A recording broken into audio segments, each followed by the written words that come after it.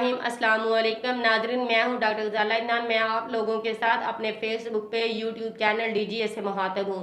मैं अपने चैनल पर अपने तमाम नाज़रीन को खुशामदीद कहती हूं।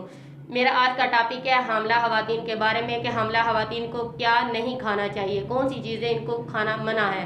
सबसे पहली बात करते हैं हमारे मुल्क पाकिस्तान में चाय का ट्रेंड बहुत ज़्यादा हो गया है। आजकल चाय बहुत ज़्यादा इस्तेमाल की जाती है, बहुत ज़्यादा ली जाती है। चाय में एक ऐसा कंपाउंड पाया जाता है जो कि आयरन और कैल्शियम दोनों को अब्सॉर्ब नहीं होने देता। हामला औरत को चाहिए कि वो चाय को इस्तेमाल ना करे। अगर वो चाय नहीं छोड़ सकती तो चाय का इस्तेमाल कम कर दे। दिन में बस एक बार चाय इस्तेमाल करें, इससे ज़्यादा चाय इस्तेमाल ना करें क्योंकि ये चाय इनके लिए नुकसानदेह है।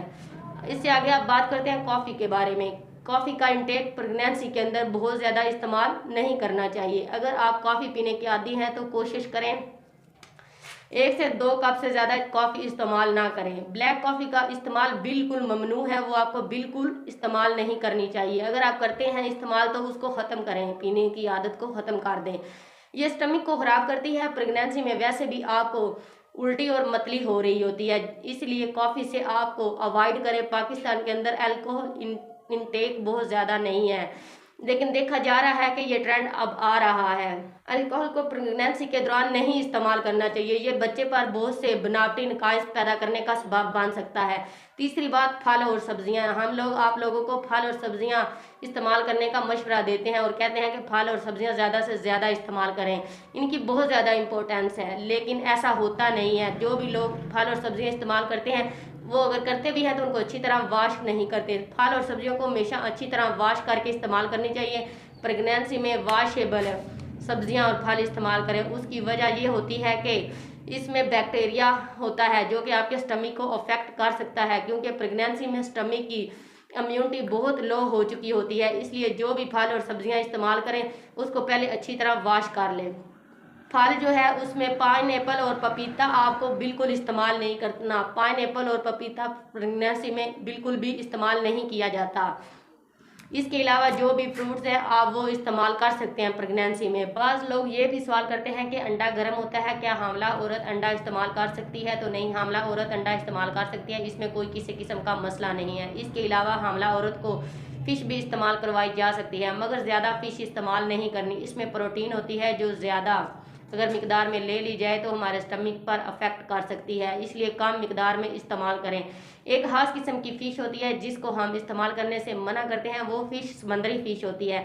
समंदरी फ़िश में बहुत ज़्यादा मिकदार में मरकरी होता है जो कि बच्चे के लिए नुकसानदेह होता है। गोश्त का इस्तेमाल प्रेगनेंसी में बहुत अच्छा है, लेकिन कम गला हुआ गोश्त इस्तेमाल ना करें। जब भी गोश्त इस्तेमाल करें तो अच्छी तरह पका हुआ गोश्त इस्तेमाल करें। इसके अलावा बर्गर के अंदर स्पाइसेस वगैरह इस्तेमाल होती हैं, बर्गर इस्तेमाल नहीं करना चाहिए क्योंकि ये जो स्पाइसेस वगैरह होती हैं ये फ्रोज़न अशिया है, फ्रीज़ की हुई चीज़ें होती हैं, और फ्रीज़ की हुई चीज़ों के अंदर बैक्टीरिया वगैरह मौजूद होते हैं जो कि पेट को ख़राब कर देते हैं। जब हमला औरत का पेट ख़राब होता है तो वो उसके लिए नुकसानदेह है। आप लोग बेशक तजर्बा करके देख लें, जब भी हमला औरत कोई फ्रोज़न अशिया इस्तेमाल करेगी तो उसका पेट फ़ौरन से ख़राब हो जाएगा। जब पेट ख़राब हो जाएगा तो मोशन के साथ साथ बच्चे को भी पानी की कमी हो सकती है।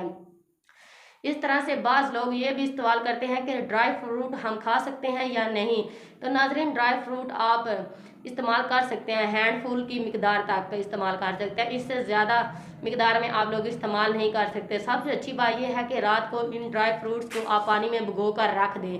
पानी में रखने से इनकी ड्राइनेस ख़त्म हो जाएगी और ये बहुत ही इम्पोर्टेंट चीज़ है।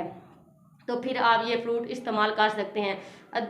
और एक बहुत अहम चीज़ वो है अद्वियात। हमारे यहाँ ये बहुत ज़्यादा रवाज है कि मेडिसन जो है वो खुद से खाने का रवाज आम है, यानी कि हम खुद घर में पड़ी हुई मेडिसन इस्तेमाल कर लेते हैं। अगर हमला औरत के सर में दर्द है, जिस्म में दर्द है, बाजू में दर्द है, कहीं भी किसी भी जिस्म के हिस्से में दर्द है, तो वो ऐसा करेंगी घर में पड़ी हुई कोई भी पेन किलर गोली खुद से इस्तेमाल कर लेती हैं। ऐसा बिल्कुल ना करें। जो भी मेडिसिन इस्तेमाल करें डॉक्टर के मशवरे से करें, अपने से मेडिसिन बिल्कुल इस्तेमाल ना करें। हमारे यहाँ अक्सर मरीज ये भी कहते हैं कि मुझे रात को नींद नहीं आती, नींद के लिए कोई मेडिसिन बता दें या दे दें।